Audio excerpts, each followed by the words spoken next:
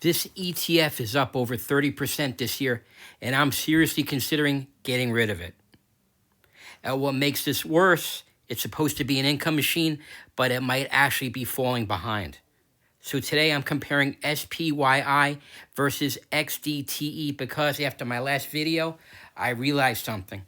I might be focused on the wrong thing entirely. In my last video, I talked about how I ignored growth, and my best performer ended up being JP Morgan Chase, a stock with a dividend yield under 2%. That forced me to take a hard look at my portfolio because my goal isn't just income. My goal is simple. Build a portfolio that could realistically fund a $30,000 a year retirement in Panama. And to do that, I need income ETFs that actually perform, not just pay me. Here's where things get weird. XDTE is up over 30% this year in total return. Actually, 31.62% over the year. Sounds amazing, right? Except it's still trailing the S&P 500.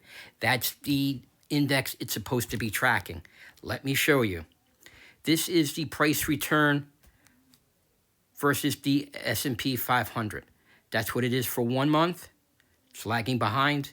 6 months, way behind. And a year. The S&P 500 was up 30.64% year to date. And the XDTE, even though it's still giving me a 31.62% total return, is still down 4.76%. It starts raising a bigger question. Am I being fooled by income? XDTE is designed for high income. It uses option strategies to generate yield. So yeah, it pays well, but that income comes at a cost. Limited upside, capped growth, and sometimes underperforming the index it's based on. SPYI does something similar, but with a more balanced approach. It still generates strong income, but it's structured to preserve more upside. And that's the key difference that I'm starting to care about. Because here's the realization that I'm having.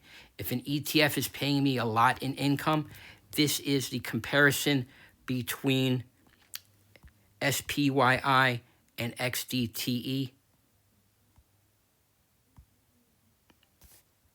That is the price return versus the S&P 500. As you can see, SPYI is doing better, a lot better, and it's even in a way matching up.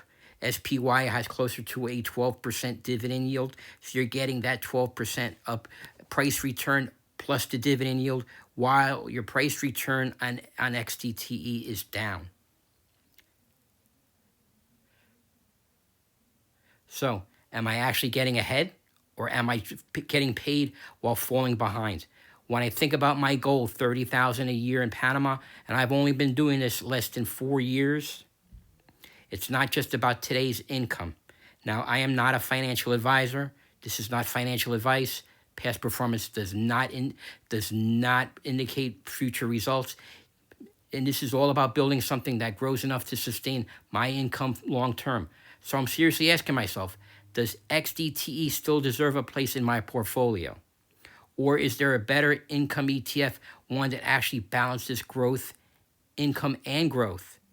Because I'm not just comparing these two.